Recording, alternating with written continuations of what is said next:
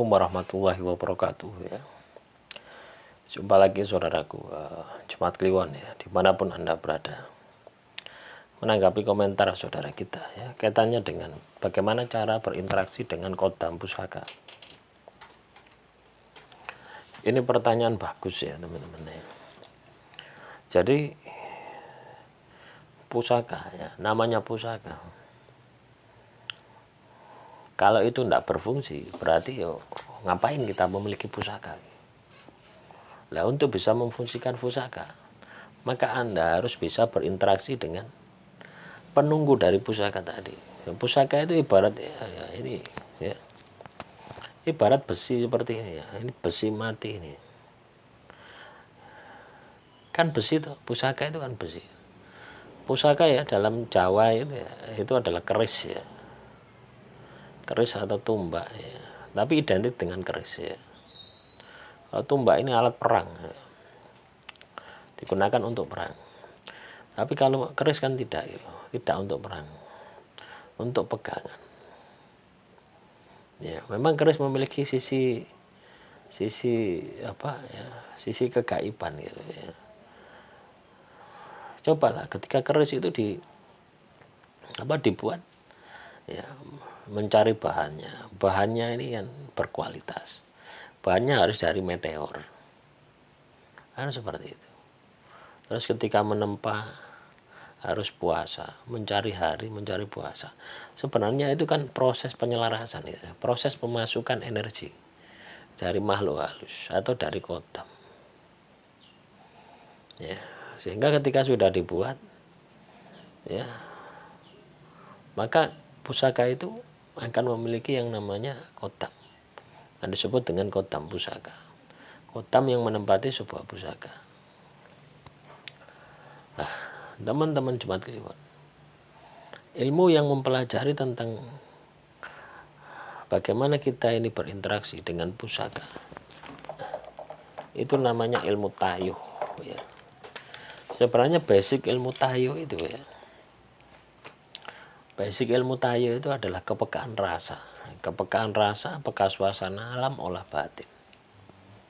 Jadi ketika Anda memahami dasar itu, maka pasti ya, saya bisa pastikan Anda akan bisa melihat atau berinteraksi, berkomunikasi dengan makhluk halus yang ada di dalam sebuah pusaka. Artinya kita bisa masuk ke dalam frekuensi energi. Jadi rumusnya itu, kita masuk ke dalam frekuensi energi, baru kita bisa melihat kodam pusaka itu. Ini harus dilatih, tidak dilatih.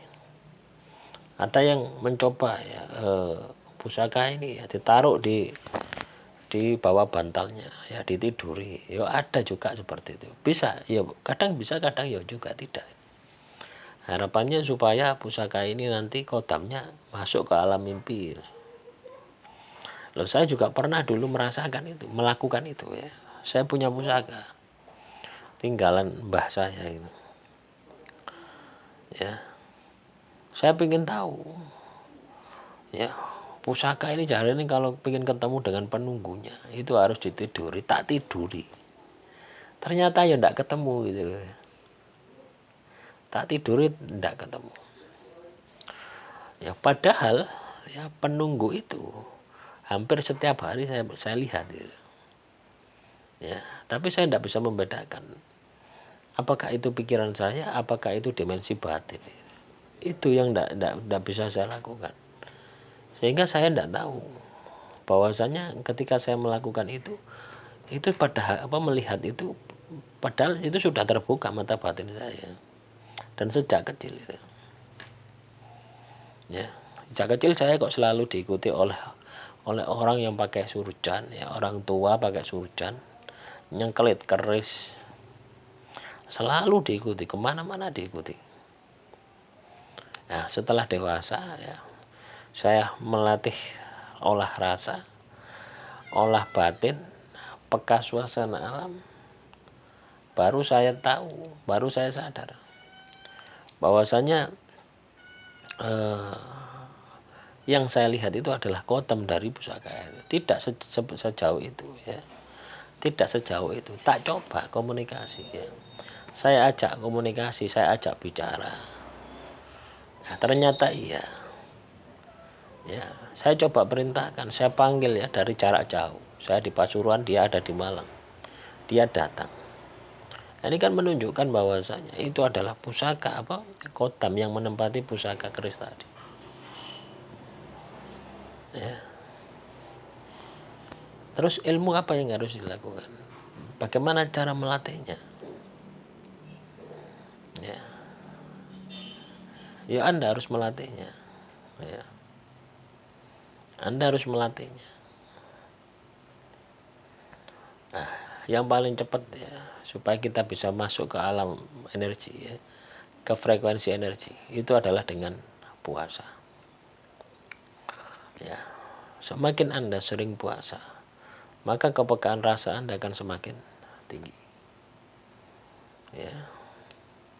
Kenapa bisa seperti itu? Karena dengan puasa, ya, kita ini mengistirahatkan akal pikiran kita. Kita mengistirahatkan fisik kita. Kita mengolah batin kita. Coba kalau Anda ini puasa, itu pasti sensitif ya. Sensitifnya itu wah sangat luar biasa. Makanya kenapa orang puasa itu ya, mengendalikan nafsu. Musuh yang paling berat itu adalah pengendalian nafsu. Dan puasa itu adalah ibadah yang memang itu Tuhan sendirilah yang akan mencatatnya. Jadi caranya seperti itu. Ada juga ilmu tayu ya. Ilmu tayu misalkan semacam ini. Dipakai seperti ini ya. Ya. Nah, misalkan ini pusaka ya. Nah, disugestikan. Pakai bandul macam ini.